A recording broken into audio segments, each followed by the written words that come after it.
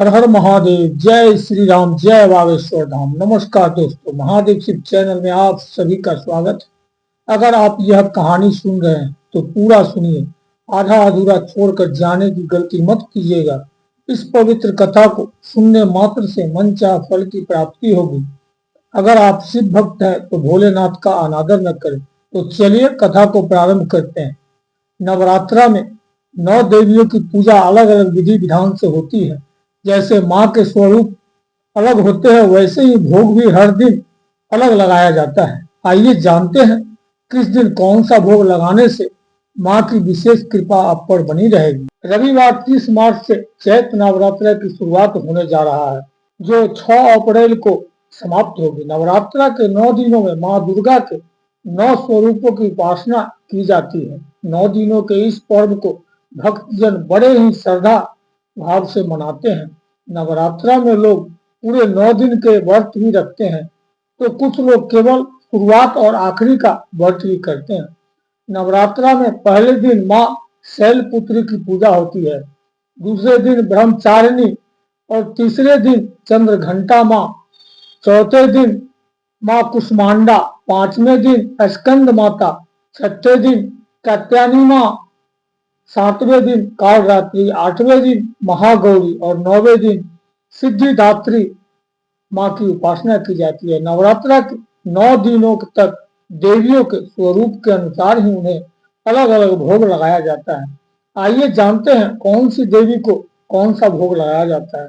माँ शैलपुत्री, नवरात्रा के पहले दिन घट स्थापना की जाती है। इसी दिन माँ के प्रथम स्वरूप की पूजा होती है।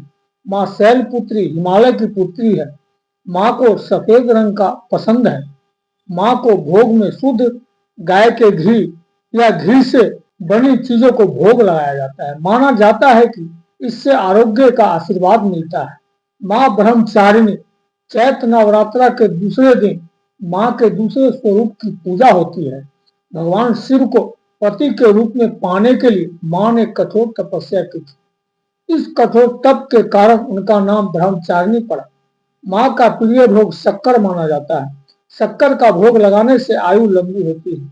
माँ चंद्रघंटा, पौराणिक कथाओं के अनुसार माँ दुर्गा ने दानवों के आतंक को खत्म करने के लिए चंद्रघंटा का रूप लिया था। इसी अवतार से महिषासुर का वध कर देवताओं की रक्षा की थी।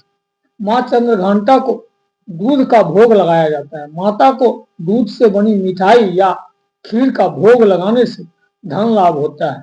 माँ कुष्मांडा, मान्यता है कि माँ कुष्मांडा ने अपनी दिव्य मुस्कान से ब्रह्मांड की रचना की थी। माँ को मालपुए बेहद पसंद है। भोग से प्रसन्न होकर माँ अपने भक्तों की इच्छा पूरी कर देती है।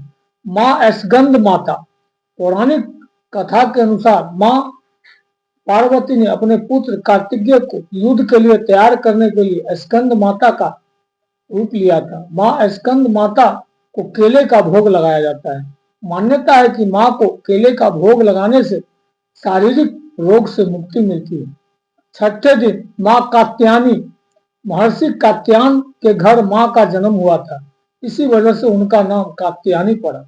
देवी कात्यायनी को देवी दुर्गा का छठा रूप कहा जाता है। माँ को शहद बहुत प्रिय है। शहद का भोग लगाने से आकर्षण की प्राप्ति होती है।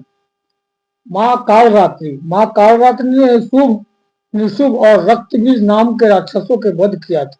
माँ कालरात्रि नकारात्मकता का विनाश करने वाली है। इनके शरीर रंग काला और बाल बिखरे होते हैं, इसीलिए इन्हें कालरात्रि कहा जाता है। माँ को गुड़ बेहद पसंद है।